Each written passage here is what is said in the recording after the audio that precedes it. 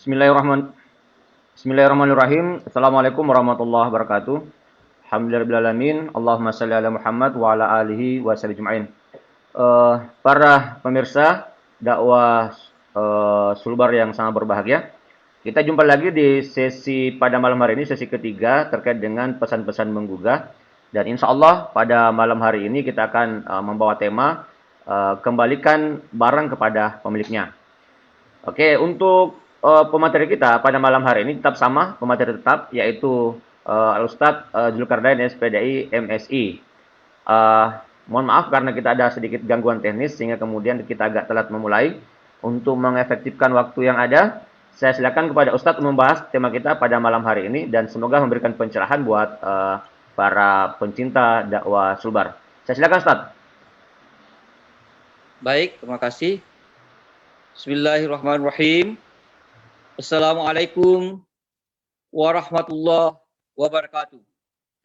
Salam. Alhamdulillahilladzi arsala rasulahu bil huda wa dinil haqq liyuzhirahu 'ala dini kullihi walau karihal musyrikun.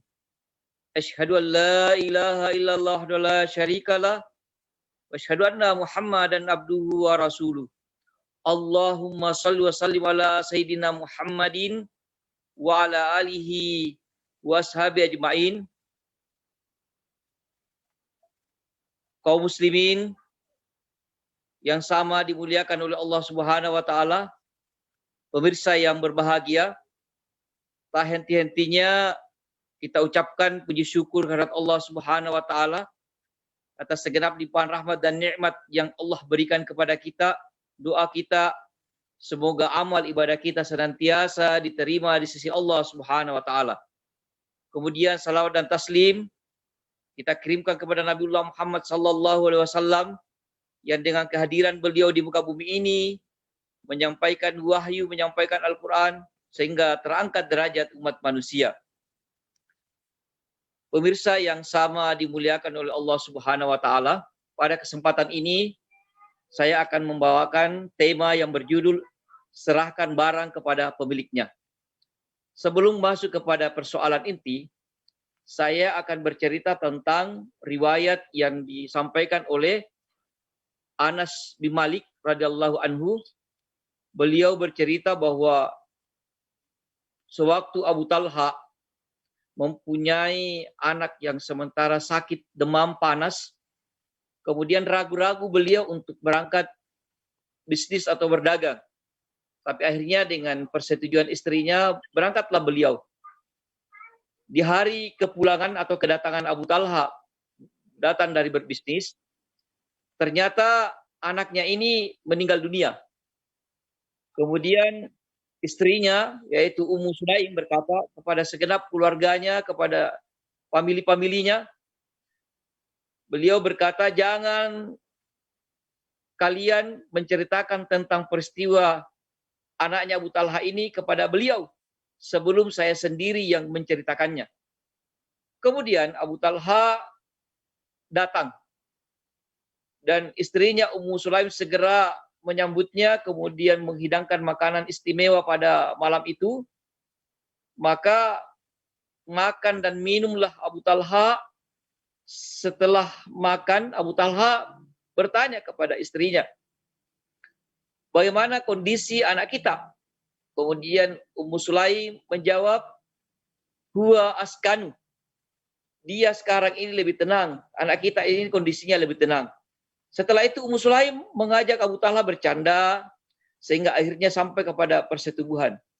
Ketika istrinya tahu bahwa suaminya telah kenyang, telah melampiaskan nafsunya, maka berkatalah Abu Sulaim, wahai Abu Talha, bagaimana pendapatmu seandainya ada sekelompok orang yang meminjamkan sesuatu kepada satu keluarga, kemudian orang itu tidak lama kemudian meminta kembali pinjamannya?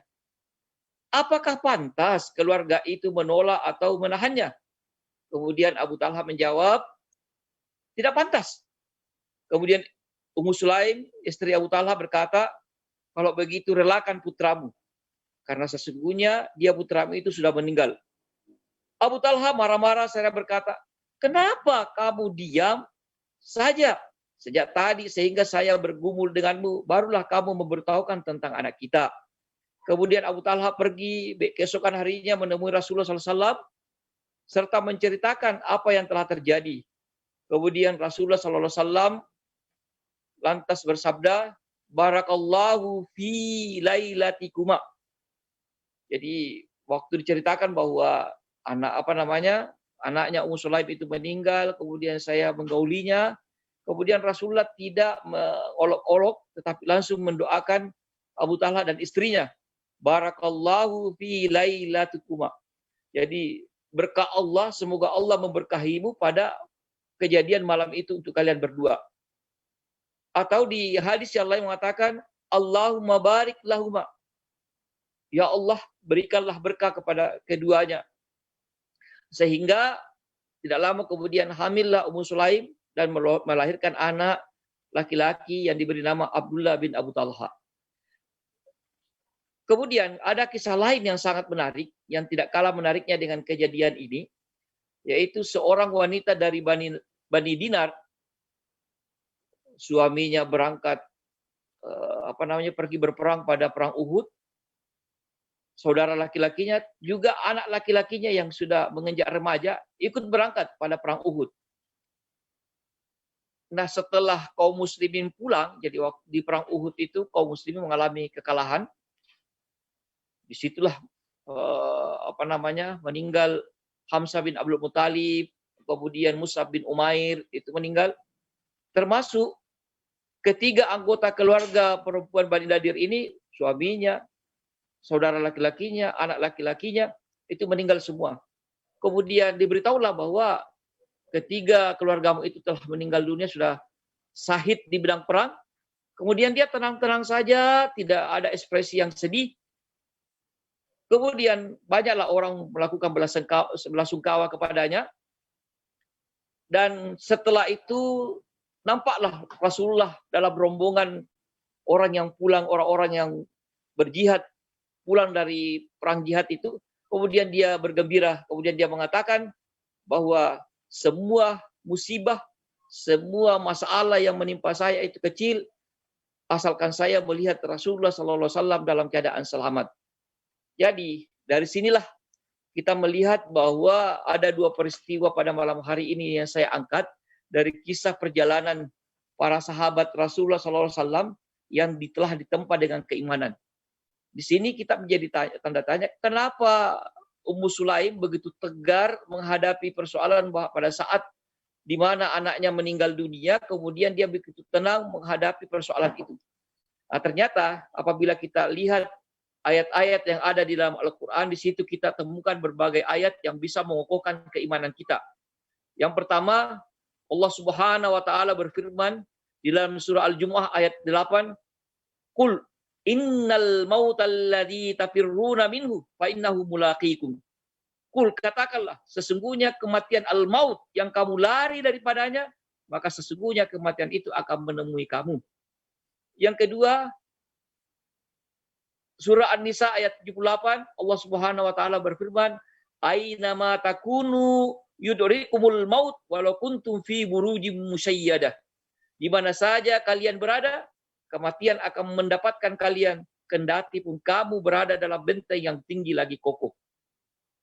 Di ayat yang lain dikatakan, "Wa ma kana lilabsin an tamuta illa bi idnillahi kitaban muajjalah." Sesungguhnya sesuatu yang bernyawa tidak akan mati melainkan dengan izin Allah sebagai ketetapan yang telah ditentukan ajalnya. Ini terdapat di dalam surah Ali Imran ayat 145. Di ayat yang lain dikatakan, "Walai yuakhirallahu nafsan idza jaa ajaluha." Dan sekali-kali tidak akan menangguhkan kematian seseorang apabila telah datang ajalnya. Dalam surah Al-Munafiqun ayat 11. Di ayat yang lain Allah Subhanahu wa taala berfirman, "Fa idza jaa ajaluhum la yastakhiruna sa'atan wa la yastaqdimun." Apabila telah datang yang namanya ajal, telah tiba yang namanya ajal bagi mereka, tidaklah mereka dapat mengundurkannya barang sesaat pun dan tidak pula mendahulukannya barang sesaat pun. Pemahaman-pemahaman seperti inilah yang dipahami oleh Ummu Sulaim bahwa yang namanya kematian itu adalah hak prerogatif Allah, itu urusannya Allah. Kita yang hidup ini ditugaskan hanya untuk mengurusi jenazah orang-orang yang telah meninggal. Jadi yang namanya kematian urusannya Allah, kemudian Allah juga merahasiakan waktunya, merahasiakan tempatnya, dan merahasiakan caranya. Kalaupun Allah mewafatkan kita, kita mati dalam keadaan di medan perang, di atas tempat tidur, ataupun mungkin ditawang oleh musuh, ataupun dicincang-cincang, itu adalah hak prerogatif Allah, karena kita harus yakin bahwa Allah yang namanya kematian itu dirahasiakan waktunya, dirahasiakan tempatnya, dan dirahasiakan caranya. Terserah bagaimana Allah, itu hak prerogatif Allah. Tidak boleh kita menggugat. Nah, pemahaman-pemahaman seperti inilah yang dipahami oleh wanita dari Bani Dinar yang tatkala suaminya, anaknya, kemudian saudara laki-lakinya itu meninggal di medan perang, kemudian dia bersyukur, dia berbahagia dengan kenyataan-kenyataan itu, bahwa ternyata bahwa keluarga saya berada di jalur yang tepat, di jalur yang diridai oleh Allah Subhanahu wa taala, yaitu di jalur sementara terjun di medan dakwah, di medan perjuangan.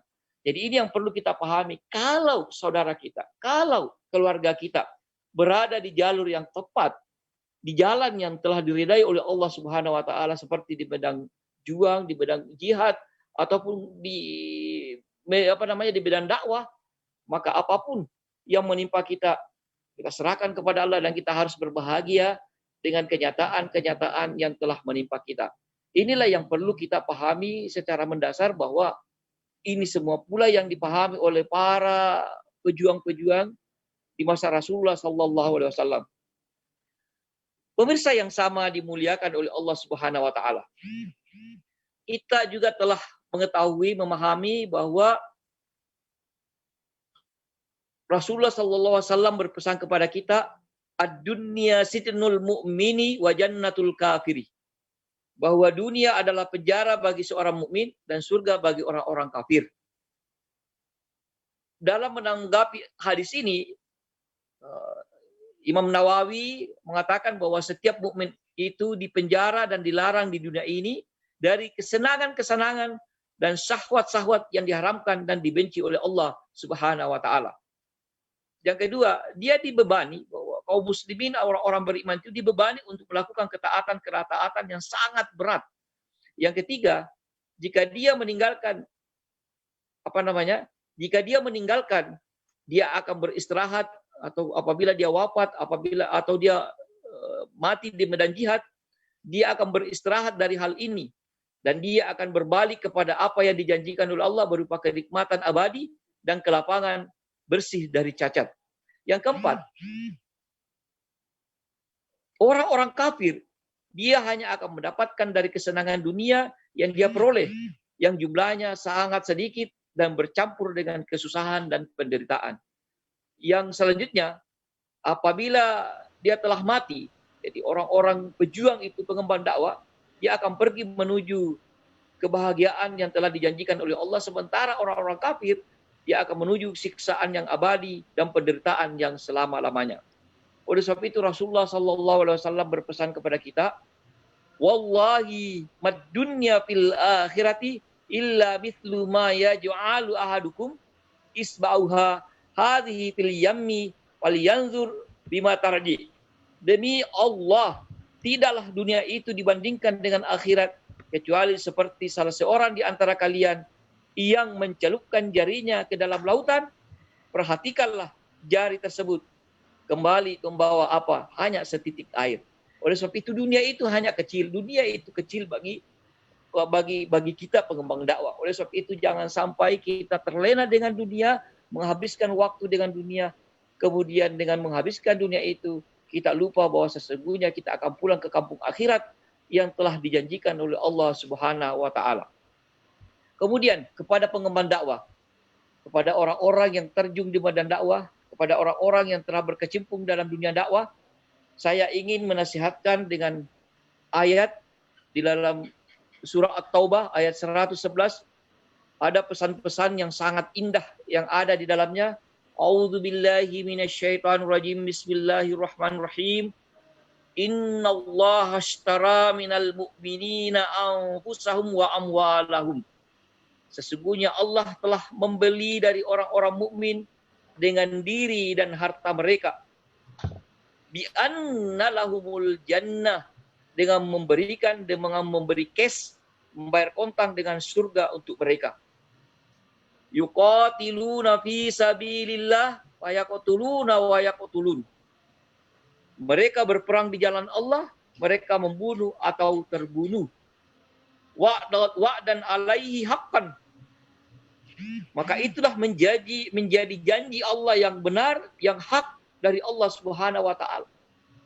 Jadi wa'dan alaihi haqqan fit Taurat wal Injil wal Quran. Di mana janji Allah disebutkan itu? Di dalam Taurat, di dalam Injil, dan di dalam Al-Quran. Allah berjanji kepada orang-orang yang beriman, orang-orang yang berperang di jalannya, apakah dia membunuh atau terbunuh, maka Allah akan membayar cash dengan surganya. Kemudian dilanjutkan ayat itu, waman aufa bi ahdihi minallahi fastabshiru bi bai'ikumul ladzi bay'atum bihi wa dzalika huwal fawzul 'adzim. Dan siapakah yang lebih menepati janjinya selain daripada Allah Subhanahu wa taala? Maka bergembiralah dengan jual beli yang telah kalian lakukan itu, dan itulah kemenangan yang sangat besar.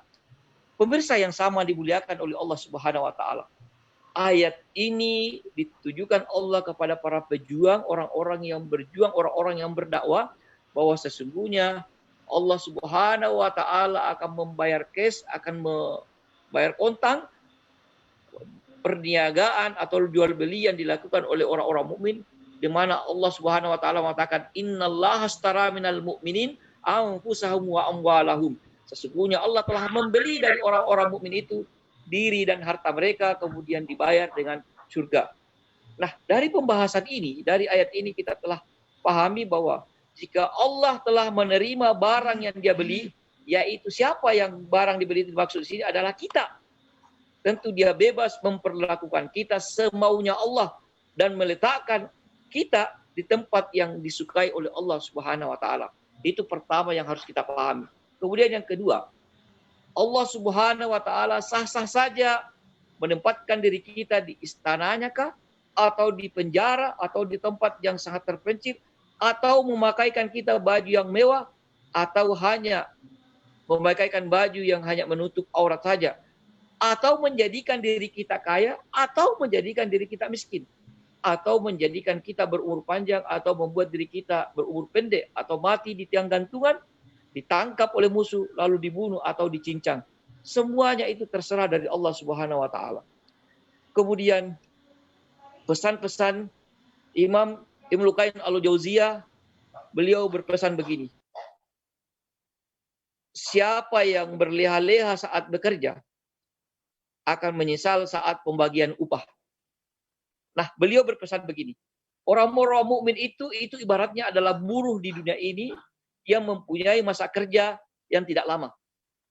Orang yang bekerja di tanah yang orang yang bekerja di dalam tanah, jadi orang yang petani, kemudian bertani, mengolah tanah dan sebagainya, itu tidak boleh mengenakan pakaian yang mewah atau pakaian yang cantik. Dia harus bersabar berapa waktu. Jika pekerjaannya selesai, ia baru mengenakan pakaian yang mewah atau bagus. Maksudnya, nantilah di surga pakaiannya pengemban dakwah itu Allah akan muliakan dengan pakaian-pakaian yang indah. Kemudian beliau berpesan, siapa yang berleha-leha di waktu kerja, ia akan menyesal saat pembagian gaji karena gajinya sedikit dan dia akan dihukum karena lamban mengerjakan tugas-tugasnya. Maka pesan Ibnu Qayyim al-Jauziyah oleh sebab itu, saudaraku, bagi pengemban dakwah atau pejuang, dimanapun kalian berada, janganlah berleha-leha di muka bumi ini.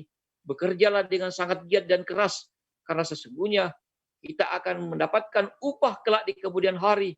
Dan upah itu tidak lain dan bukan adalah jannah, surganya Allah Subhanahu wa taala yang dipersiapkan bagi orang-orang yang senantiasa menjalani ketaatan kepada Allah, yang menggapai keridaan Allah Subhanahu wa taala, yang senantiasa ingin dekat dengan rahmat Allah Subhanahu wa taala. Ini barangkali pengantar saya yang bisa saya sampaikan. Tapi sebelum saya tutup penyampaian yang ingin saya sampaikan ini, maka sesungguhnya ada sebuah pesan-pesan yang ingin saya sampaikan, bahwa Rasulullah Sallallahu Alaihi Wasallam menjelaskan bahwa ada keutamaan yang akan didapatkan oleh orang-orang yang berjuang di jalan Allah Subhanahu wa taala. Kemudian dalam perjuangannya itu, dalam dakwanya itu, dalam jihadnya itu, dia mati di medan perang, dia mati di medan jihad, kemudian dia syahid. Orang-orang syahid itu kemudian Allah menjanjikan yang pertama, Allah akan mengampuni dosanya ketika pertama kali darahnya mengalir. Jadi apakah dia meninggal pada saat darahnya mengalir atau hanya terluka biasa, maka darah-darah yang mengalir itu merontokkan dosa-dosa yang telah pernah dia lakukan. Yang kedua, ia dapat melihat tempat duduknya di surga. Jadi Allah Subhanahu wa taala langsung memperlihatkan bagaimana posisi dan kedudukan kita di surga pada saat ajal ingin menjemput. Yang ketiga, ia dijauhkan dari azab kubur. Jadi semua manusia akan mendapat azab kubur, hatta sekalipun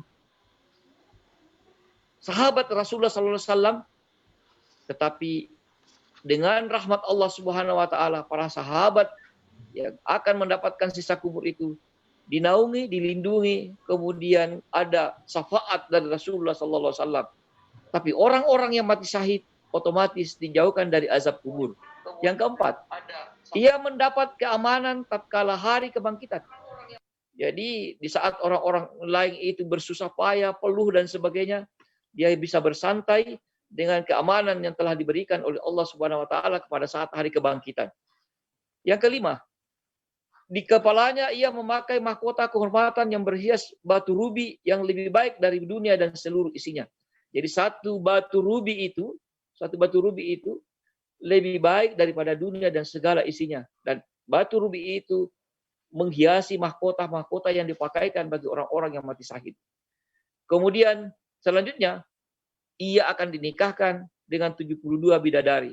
Kemudian yang terakhir, ia dapat memberi syafaat kepada 70 orang kerabatnya, anaknya, istrinya, dan kerabat-kerabat lainnya, orang-orang yang mati syahid di jalan Allah Subhanahu wa taala. Inilah yang menyebabkan kenapa para pengembang dakwah, para pejuang itu rindu dengan mati syahid, karena ada beberapa keutamaan, kemuliaan, makam yang sangat mulia yang diberikan oleh Allah Subhanahu wa taala kepada para pejuang-pejuang sejati yang telah memperjuangkan Islam.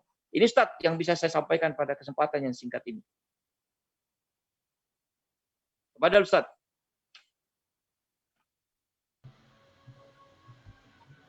Ya, luar biasa materi kita pada malam hari ini. Sangat menggugah ya, buat kita untuk kemudian bersemangat berdakwah ya. Karena ternyata balasannya sangat luar biasa kalau kita berjual beli dengan Allah Subhanahu wa taala. Dan sesungguhnya ya seperti yang dibahasakan tadi Ustaz, bahwa kita ini adalah milik Allah dan biarkanlah Allah kemudian memperlakukan kita sebagaimana apa yang Dia inginkan. Kemudian sangat menarik ya Ustaz,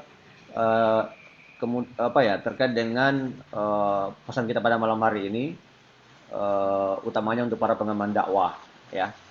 Nah, tentu kira-kira bagaimana menyemangati kita yang kemudian para pengemban dakwah yang mungkin kadang itu muncul semangat yang luar biasa karena apa yang dijanjikan Allah itu kemudian terpampang jelas di mata kita, seperti para sahabat yang kemudian mereka rela berjuang membela Rasulullah, membela agama Allah, karena terpampang di wajah mereka apa yang akan mereka dapatkan dari Allah Subhanahu wa taala itu. Nah, kemudian terkadang rasa itu kemudian menghilang dalam diri kita, sehingga kemudian kita kadang kemudian ibaratnya kita berdakwah itu loyo itu Ustaz. Ya, kira-kira bagaimana caranya untuk menghindari yang seperti itu, atau kemudian kalau misalnya itu muncul, bagaimana kemudian kita membangkitkan kembali, atau kemudian bagaimana kalau misalnya paling tidak mengurangilah tiba-tiba kemudian rasa itu hilang, terus tiba-tiba kemudian langsung dibangkitkan kembali. menyadarkan kita agar tetap konsisten istiqomah dalam berdakwah, Ustaz. Kira-kira mungkin ada kiat-kiatnya atau apanya sehingga kemudian betul-betul apa yang dijanjikan Allah itu betul bisa terpampang dalam wajah kita dan itu tidak menghilang dalam diri kita sehingga girah berdakwah itu tetap ada. Kira-kira gimana, Ustaz? Jadi yang pertama yang ingin saya sampaikan bahwa yang orang yang diterkam serigala itu adalah orang-orang yang keluar dari jamaah. Ya. Orang yang sedang tersendiri, itulah yang orang-orang yang akan diterkam oleh singa atau serigala. Oleh sebab itu, Allah Subhanahu wa taala menyenangi orang-orang yang bekerja dengan bersab-sab. Jadi Rasulullah mengajarkan kita bagaimana kerjanya itu yang kerja yang bersab. Jadi orang-orang mukmin itu memang kerjanya setiap hari barangkali itu bersab-sab. Sabnya yang rapi dan rapat. Sehingga setan tidak mudah untuk menipu kita, menggoda kita. Ya, contohnya pada saat subuh, kita diperintahkan untuk ke masjid, untuk bersab-sab. Jadi orang-orang yang tidak ke masjid itu adalah orang-orang yang sudah diterkam oleh setan, terkam oleh serigala. Jadi ini yang kemudian duhur kita disuruh bersab-sab, kemudian asar, maghrib, isya dan sebagainya. Begitu pula dengan dakwah. Jadi penyebab kita kenapa bisa sampai loyo dan tidak punya semangat yang berapi-api sebagaimana waktu-waktu yang lalu bisa jadi karena kita jauh dari putaran atau pusaran dakwah itu sendiri. Jadi kalau kita sudah jauh dari pusaran dakwah, tidak dekat dengan aktivitas dakwah, maka inilah yang akan menyebabkan kita, mulai lambat laun akan digerogoti, digoda oleh setan. Jadi setan itu sangat halus, pelan dan rapi caranya. Itu yang pertama yang ingin saya amanahkan bahwa mari kita senantiasa dalam kehidupan gerak kita, langkah kita, pekerjaan kita tata dengan sab-sab yang rapi, sab-sab yang rapat. Itu yang pertama. Kemudian yang kedua, karena iman itu keluar masuk, maka iman itu harus senantiasa dicas. Nah, casnya itu jangan sampai kita lalai dalam setiap hari, setiap pekan itu untuk mendengarkan tausiah, membaca Al-Quran, kemudian membaca hadis-hadis pesan-pesan Rasulullah SAW. Betul beliau Rasulullah telah meninggal dunia 1400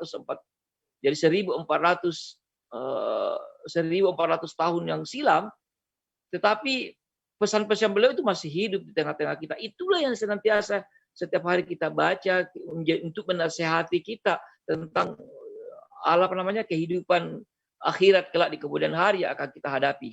Nah, kalau tidak seperti itu kehidupan kita, maka pelan-pelan semangat yang pernah menyala-nyala untuk berjuang dan berdakwah ternyata pelan-pelan akan hilang karena yaitu setan itu akan bekerja maksimal untuk merongrong kita, untuk menggembosi semangat dan keimanan kita setiap saat dan setiap hari. Ini yang perlu kita tata rapi sab-sab kita tata rapi pemahaman kita tata rapi pengajian kita. Jadi walaupun Ustadz, ya jangan berhenti untuk mengkaji dan juga mendengarkan tausiah dari berbagai sumber yang terpercaya. Itu yang ketiga yang bisa saya sampaikan. Kemudian saya mau berpesan begini. Mudah-mudahan ini bisa menjadi hikmah bagi kita pada malam hari ini. Jadi suatu waktu ada murid saya yang meninggal kecelakaan. Kepalanya hancur ditabrak truk. Tetapi anak ini adalah remaja masjid, rajin ke masjid. Jadi dia rajin ke masjid. Kemudian Allah berkehendak lain. Jadi dia senantiasa memikirkan bagaimana remaja masjid dan lain-lain sebagainya, bagaimana salat berjamaah itu dipikirkan semua. Kemudian dia tamat aliyah, terus ada tugas yang diamanahkan oleh orang tuanya, kemudian meninggal pada saat kecelakaan. Nah, saya datang melayat itu, mamanya menangis histeris pada hari pertama. Kemudian hari ketiga saya kembali ke sana untuk melayat. Ternyata mamanya masih histeris. Saya bertanya, kenapa ibu seperti itu?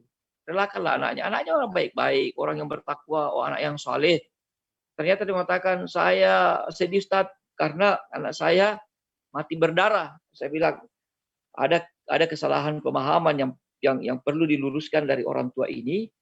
Karena menganggap bahwa orang yang mati berdarah itu adalah orang-orang yang mati celaka. Saya bilang begini, sahabat Rasulullah yang mati di atas tempat tidur hanya 2 orang sahabat Rasulullah yang terkenal itu yang mati di atas tempat tidur. Yang pertama adalah Abu Bakar As-Siddiq, kemudian yang kedua Khalid bin Walid. Selebihnya seperti Umar bin Khattab itu mati tertikam itu sementara sholat ditikam dari belakang. Kemudian Utsman bin Affan itu mati di rumahnya itu dikepung kemudian dibunuh. Ali bin Thalib juga mati terbunuh ditikam. Kemudian Hasan dan Husain cucu Rasulullah, cucu kesayangan Rasulullah meninggal dalam keadaan berdarah. Jadi kalau standarnya berdarah kemudian dikatakan bahwa dia itu mati tidak baik, maka Anda keliru. Karena hampir sahabat-sahabat mulia Rasulullah yang dijamin bebas tes masuk surga, kayaknya dia mati berdarah semua. Ada yang mati di medan perang, ada yang mati ditusuk, ada yang mati dicelakai dan sebagainya. Hanya beberapa sahabat saja, sedikit sahabat yang mati di atas tempat tidur. Jadi oleh sebab itu pemahaman yang Anda tanamkan kepada kita itu adalah pemahaman yang keliru. Kemudian dia bertanya, ya wahai Ustaz, tetapi bagaimana anakku, kenapa bisa seperti itu? Saya bilang begini, Allah Subhanahu wa taala merahasiakan kematian itu pertama waktunya, kemudian tempatnya, kemudian merahasiakan caranya. Oleh sebab itu mengenai cara-cara kematiannya itu serahkan kepada Allah Subhanahu wa taala. Itu urusan Allah, bukan urusan kita. Oleh sebab itu pada waktu itu saya sampaikan begini. Sebuah ayat yang ada di dalam Al-Qur'an, Allahu yatawaffal anfusa hina mautiha wallati lam tamut fi manamiha. Allah memegang jiwa orang yang mati. Jadi Allah pegang nyawanya orang yang sudah mati, kemudian juga memegang nyawa orang yang belum mati di waktu tidurnya. Kemudian maka dia tahanlah jiwa orang yang telah dia tetapkan kematiannya, kemudian dia lepaskan jiwa yang lain sampai waktu yang ditetapkan. Sesungguhnya yang demikian itu terdapat tanda-tanda kekuasaan Allah bagi orang-orang yang berpikir. Saya sampaikan kepada ibu yang dimuliakan oleh Allah Subhanahu wa taala, ketahuilah bahwa Allah memegang jiwa atau nyawa orang yang mati dan juga memegang nyawa orang yang tidur. Tetapi orang yang sudah dia tetapkan kematiannya kemudian Allah tahan, tetapi orang yang belum ditetapkan kematiannya Allah kembalikan nyawa itu. Kemudian pertanyaan, kok Allah Subhanahu wa taala mempersamakan antara orang yang mati dengan orang yang tidur? Orang yang tidur itu masih bisa makan, bisa minum, masih bisa berbicara, masih bisa berjalan, masih bisa bergerak, bahkan bernapas dan lain-lain sebagainya. Tapi kenapa Allah persamakan? Ternyata orang yang tidur itu sudah tidak mampu lagi membedakan antara yang hak dengan yang batil, sudah tidak lagi membedakan yang baik dengan yang buruk. Oleh sebab itu saudaraku yang dimuliakan oleh Allah Subhanahu wa taala, siapapun di antara kita, keluarga kita atau saudara kita sudah tidak mampu lagi membedakan antara halal dan haram, baik dan batil, baik dan buruk, sudah tidak mampu lagi dia bedakannya, maka sesungguhnya walaupun dia bernyawa, bernapas, makan dan minum dan berjalan, sesungguhnya dia adalah orang yang mati sebelum kematian yang sesungguhnya. Maka orang seperti inilah yang perlu kita tangisi, yang perlu kita menangis sejadi-jadinya. Karena dia adalah orang yang berjalan di muka bumi ini sebagaimana orang yang tidur, tetapi sudah tidak mampu lagi membedakan antara yang baik dengan yang buruk. Makanya para ulama-ulama kita itu mengatakan begini. Ada salah satu di antara ulama mengatakan, al-maut bukanlah kehilangan terbesar dalam hidup ini. Kehilangan terbesar dalam hidup adalah matinya hati untuk menerima identitas dan ajaran Islam. Bahkan Ibnu Qayyim al-Jauziyah mengatakan, laisal maitu man kharajat ruhuhu min junabihi. Jadi orang yang mati itu bukanlah orang yang ruhnya keluar dari jasadnya, tetapi orang yang mati adalah orang yang tidak memahami apa hak-hak Allah yang mesti dia tunaikan. Itu Imam Ibnu Qayyim al-Jauziyah menasihatkan kepada kita. Kemudian Profesor Mutawali Asy'arawi beliau mengatakan, laisal mautu a'zamu masaibah al-hayat. Kematian itu, al-maut itu bukanlah musibah terbesar dalam hidup. Bahkan ia adalah sunnatullah. Dia adalah hukum kehidupan. Tapi musibah terbesar itu jika perasaan takut kepada Allah sudah mati, sedangkan Anda masih hidup berkeliaran di muka bumi ini. Oleh sebab itu saudaraku, dimanapun Anda berada, kalau kita menyaksikan saudara-saudara kita masih hidup, masih ada roh di dalam tubuhnya, tetapi tidak mampu membedakan lagi antara yang hak dengan yang batil, maka sesungguhnya dia adalah orang-orang yang mati sebelum kematian yang sesungguhnya. Kita yang berada di medan perjuangan, di medan dakwah, di medan jihad, kemudian dia mati, tidak pantas untuk kita tangisi. Karena dia sesungguhnya adalah orang-orang yang dikasihi oleh Allah dengan caranya Allah, dengan kemuliaan Allah. Maka dengan cara-cara seperti itu kita yakini itulah yang dibawa Allah, itulah kemuliaan yang Allah berikan kepada kita. Tetapi orang-orang yang belum mati, dia berjalan di muka bumi ini tetapi tidak mengetahui hak-hak Allah, tidak mengetahui hukum-hukum Allah, tidak pernah menginjakkan kakinya di masjid, maka yakinlah dia adalah orang yang mati sebelum kematian yang sesungguhnya. Itu barangkali Ustaz, tambahan nasihat saya. Ya, luar biasa Ustaz. Mohon maaf ini karena mungkin agak kurang jelas ya. Ini lagi sementara hujan deras di tempat saya. Jadi mungkin ada suara-suara kayak hujan masuk itu, ya. Iya. Selanjutnya Ustaz, ini ada pertanyaan dari atas nama Abdul Rahman ini. Saya lihat ada pertanyaan yang masuk. Bagaimana caranya Ustaz agar tetap istiqomah di jalan dakwah, memperjuangkan Islam, sedangkan kondisi kita atau di lingkungan kita itu jauh dari nilai Islam Ustaz. Kira-kira gimana solusinya ini agar tetap istiqomah walaupun kondisi di lingkungan kita itu masih jauh dari nilai Islam? Jadi yang pertama yang saya sampaikan kemarin bahwa ada dua hal agar kita tetap istiqomah, tegar menghadapi tantangan. Yang pertama adalah ada ilmunya. Jadi bagaimana ilmu menghadapi berbagai tantangan yang diajarkan oleh Rasulullah SAW.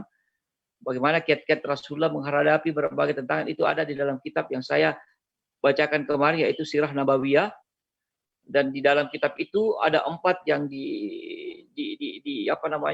poin besar bagaimana kiat-kiat menghadapi tantangan dan cobaan yang dihadapi oleh para pengemban dakwah, terutama para sahabat dan Rasulullah Sallallahu Alaihi Wasallam. Itu yang pertama. Kemudian yang kedua, agar kita istiqomah dan tegar menghadapi berbagai cobaan dan tantangan itu, tidak lain dan tidak bukan adalah kesabaran. Jadi kita sabar menghadapi itu. Kemudian ada titik klimas dari kesabaran itu. Makanya di situ Rasulullah mengajarkan untuk namanya hijrah. Jadi Rasulullah SAW itu kalau saya tidak khilaf, di dalam Sirah Nabawiyah itu ada 3 kali hijrah. Hijrah yang pertama ke Abasah, Ethiopia. Kemudian hijrah yang kedua ke Ethiopia, Habasah. Kembali melakukan hijrah karena tekanan dan tantangan yang luar biasa yang tidak bisa lagi dihadapi oleh saudara-saudara kita kaum muslimin di Makkah pada waktu itu. Kemudian yang terakhir, hijrah yang ketiga adalah hijrah ke Madinah. Jadi itu 3 tantangan agar kita tetap selamat dari berbagai macam cobaan dan ujian dakwah yang menghinggapi kita. Yang pertama, kita mengetahui ilmunya, kita pelajari ilmunya, kita ketahui kiat-kiatnya. Kemudian kedua, kita pahami yang namanya sabar. Jadi ada 3 kesabaran yang pernah saya sampaikan pada pekan yang lalu. Kemudian yang ketiga yang harus kita pahami adalah bagaimana konsep hijrah yang saat ini sekarang banyak dibicarakan orang. Jadi ilatnya hijrah itu tidak ada dan tidak bukan adalah muhafadzan ala din. Jadi dalam konteks bagaimana kita menjaga ajaran agama ini tetap kita terlaksana dengan baik. Kalau di lingkungan kita sudah tidak mampu lagi kita menjalankan ajaran Islam dengan sebaik-baiknya, ada tantangan, ada gangguan, bahkan bisa merusak keimanan kita, merusak ibadah kita, maka wajib hijrah di situ karena sudah ada ilat untuk berhijrah. Itu barangkali Ustaz. Ya, luar biasa Ustaz. Pencerahan kita pada malam hari ini karena waktu juga yang membatasi kita. Jadi ini luar biasa bahwa kembalikan barang kepada pemiliknya, di mana kemudian kita tetap tegar dalam dakwah, ya, dengan melihat ya seperti yang disampaikan Ustaz bahwa seorang pengemban dakwah itu dia sudah bisa melihat posisinya di mana pada saat nanti dia menghadap kepada Rabb-nya.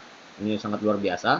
Kemudian yang kedua adalah tadi untuk penyemangat kita agar misalnya kita kendor dalam berdakwah, maka yang pertama adalah berdakwahnya harus dalam dakwah jama'i, ya, harus berjamaah berdakwahnya. Ya, sering-sering berkumpul dengan orang-orang yang soleh, ya, Boleh, betul. ya, saling mengingatkan dan seterusnya. Kemudian yang kedua adalah meningkatkan nafsiyah kita, ya. Apakah itu melakukan semacam puasa sunnah atau apa segala macam ya, ditingkatkan apa segala macam itu. Yang kemudian senantiasa juga membaca sakopah-sakopah Islam yang lain sehingga kemudian itu terus mengikat diri kita. Kemudian yang terakhir tadi uh, pertanyaan dari uh, salah seorang pemirsa kita terkait dengan bagaimana menghadapi atau tetap istiqomah dalam dakwah walaupun di lingkungan kita ada nilai-nilai yang jauh dari Islam. Nah, ini sudah dibahas di pertemuan yang sebelumnya bahwa harus memiliki ilmu kemudian tetap tegar di dalam menghadapi itu semua. Oke, sangat luar biasa Ustaz pada malam hari ini dan seluruh para pemirsa semua. Marilah kemudian kita berjual beli, ya, berdagang dengan Allah Subhanahu Wa Taala. Dan insya Allah kalau kita berdagang dengan Allah Subhanahu Wa Taala kita tidak akan pernah merugi dan insya Allah beliau akan menempatkan kita di sisinya di tempat yang terbaik. Saya kira demikian. Insya Allah kita akan ketemu pada Rabu depan dengan tema yang lain. Pada malam ini saya akan sampaikan tema kita adalah ketegaran Anda menggagalkan makar musuh. Nah, ini mungkin sangat luar biasa tema kita ke depan. Karena tantangan Islam itu semakin luar biasa. Bagaimana untuk kita tetap tegar dalam menghadapi musuh-musuh Islam. Insya Allah kita akan bahas pada tema di minggu depan. Ya, saya kira demikian pertemuan kita pada malam hari ini. Kita tutup pertemuan kita dengan membaca doa kafaratul majelis. Subhanakallahumma rabbana wa bihamdik, asyhadu an la ilaha illa anta astaghfiruka wa atubu ilaik. Wassalamualaikum warahmatullahi wabarakatuh. Waalaikumsalam.